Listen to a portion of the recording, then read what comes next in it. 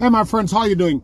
Happy Friday. Welcome to the Academy Answers podcast. Thanks for joining us and thanks for listening in. And we do appreciate you taking the time out to come here and know that this is, you might not understand or you might not take it for anything great. Or it might be by default that you listen to this, but understand that when it comes on to focus, when it comes on to the way your mind works, you are leaps and bounds ahead of 95% of the population if you listen to what we call long form content such as these. What I'm trying to say is that if you have the ability, if you have developed the skill, if you have developed the presence of mind, if you can stay with a piece of content for beyond 2 minutes, you are way ahead. You're ahead of 95% of the population, whose studies have shown that since this whole proliferation of social media platforms and short attention span has dogged our world, human beings are now being found to have an attention span the same as that of a goldfish, 8 seconds. And advertisers will tell you that they have to capture the interest and attention. You have only 8 seconds to capture the interest and attention of the average person these days. So most people attention span have been smacked, whacked, gone off track because of the culture, the speed in the culture, the nature of social media, and the quick microwave type of approach that has seeped further than just to in our conscious mind, but to our subconscious mind. And most people are depriving themselves of one of the strongest forces and powers in achieving, in reaching success, in mastering anything, and that is the ability to sit and focus on something. And let me tell you, that is right up there with oxygen when it comes on to the importance when you correlate it to getting ahead in life. You have to be able to sit and do your work, because there is a power, an invisible power that is accessed when you have developed the ability to sit and do your work for an extended period of time. So kudos to you if you listen to podcasts, if you watch documentaries, if you listen to books. Most people, that's why you see platforms like TikTok is so popular, because it's a 30-second burst. That's why you see Instagram story and Facebook stories and YouTube shorts is so popular, because it is that quick, in and out, 30-second, 15-second, 1 minute that people are attracted to, because the mind is conditioned to that. And advertisers, business people are capitalizing on that. They're in business to make money, so they go where they can make money. They use what they need to use to achieve whatever their bottom line is, whatever their aims are in terms of profits. So kudos to you. So there's this idea that I realized long after I taught it. I was teaching this thing and did realize that while it was good to teach it, it was also very important for me to not just accept it as a reality for my life, but to focus on developing it in myself. And I wanted to share that with you this morning because I had an experience where a friend of mine is going through a tough time, or is convinced that she has developed a physical condition because of something that someone said to her, a stranger. And I realized that it is important to share this, and I started to think about it some more and realized that it is a huge deal. And if you ever studied or read anything about post-traumatic stress disorder, it is where, in short, I'm not in the medical field or anything, but in short, what it is people are mentally hooked on an event that has occurred and they can't get past it, a traumatic event, and they, to the point that they have to be on medication for it, and it changed their whole life forever. It affects them. It plays out, and there's a slight, maybe a reduced version of it that I live with, because my wife was in an accident, and it's evident. My wife was in an accident a couple of years ago, maybe 7 years ago, where she was driving and somebody drove into a space, reversed back into her car. And now, if we are driving together and somebody's driving into a space, I have to stop. If somebody's driving into like a garage or anything that resembles what the space that the person drove into when they reverse into her car, I have to stop. And if I don't, it totally freak her out, because there is a mental connection that she has with that stimulus, and each time it's triggered, it affects her.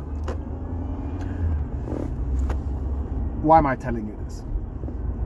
So back in maybe 15 years ago, I was driving with my younger brother. My younger brother looked up to me at that point in time in his life. You know, when somebody is in your life as a male figure, as a man, and there's a male figure in your life that is doing things that you admire, and they are right there that you can access them, it's a powerful thing. My father figure was my uncle, and I saw him doing things in his life that made me emulated him subconsciously and consciously. I wanted to be that type of person. I wanted to be the go-getter he was. He was never thinking small. He was never thinking that he was not capable. He was looking beyond his environment. And I wanted to emulate that. So my younger brother used to emulate me, and I used to take it as a obligation, as a great duty to guide him, to focus on stuff that I think I could share with him that would affect his life forever. So one day we were heading to the office, and we drove out of our gated community that we're in, and it was a decent, maybe upper middle class community, so there were nice homes close to ours. And he looked, you could look in, over at the homes and see the cars people have, the houses they have, and that sort of stuff. And he was saying that, some people's life are so good. They have the houses, they have the cars, they have all this stuff.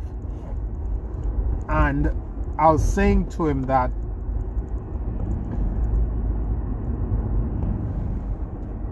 for the most part, everybody have their own issues. Everybody's dealing with something. Everybody have challenges in life at some point or the other.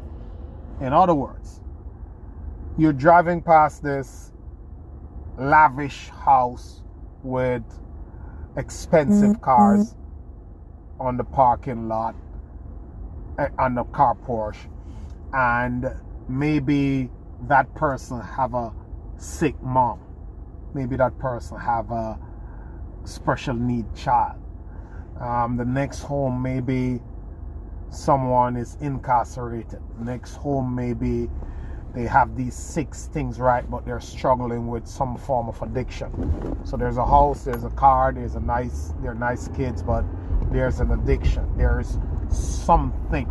So looking at somebody's life that you know nothing about is taking a snapshot of their reality, the snapshot that you can see, like you see on Instagram and on all these social media, and using it to think that that's how life is for them, and they're fortunate and you're unfortunate, and they're lucky and you're unlucky, and they're having the best life and your life is crappy. It's a bad thing to do. And he listened to me and he says, you're right about that. But what do you think is, he asked me this question. He said, what do you think is one important thing that people should know about life? What have you learned about life that is, and he didn't say it in these words, he asks, is more powerful than you realize as you go on. It's more applicable to your life and more important. Because I know, and he said this, he said that I know when I was going to school, I had a passing grade. I was the best at my electrical installation class. And now I cannot do anything in electrical stuff practically. I couldn't put a bulb up, I couldn't wire a room, I don't know how to do it practically. So a lot of things that you learn in school is theory, but life out here in life is different. And I thought long and hard about it, and I told him that I'll tell you at some point in time. It's with such an important question, I don't want to just tell you something off the fly, because it must be something why you thought to ask me that depth of a question. He was not a man of many words. He don't talk a lot. And some days after, maybe weeks after, I said to him, you know what? You remember what you asked me about what is one important thing in life that you think people need to know?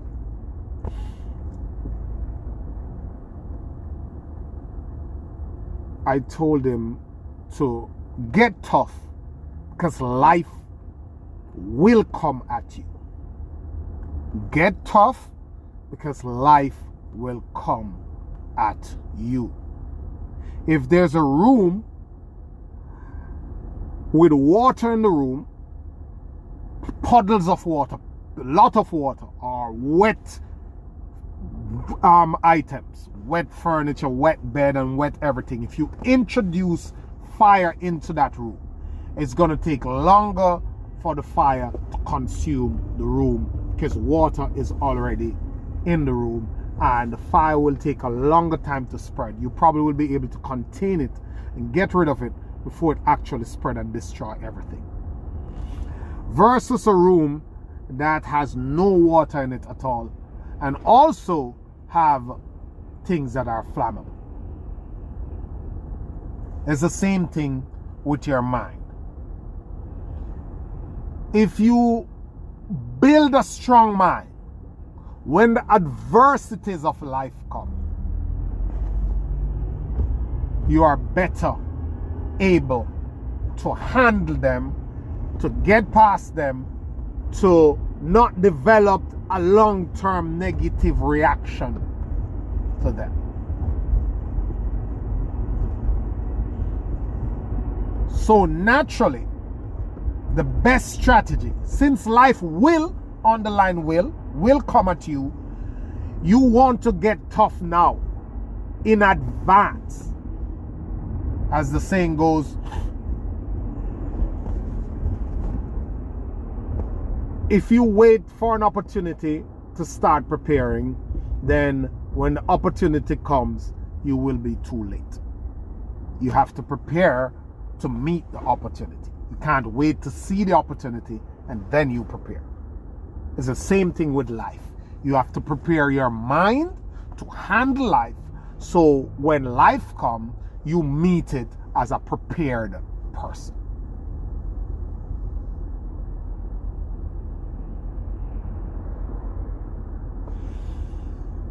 There's no reason why you have to be caught totally off guard.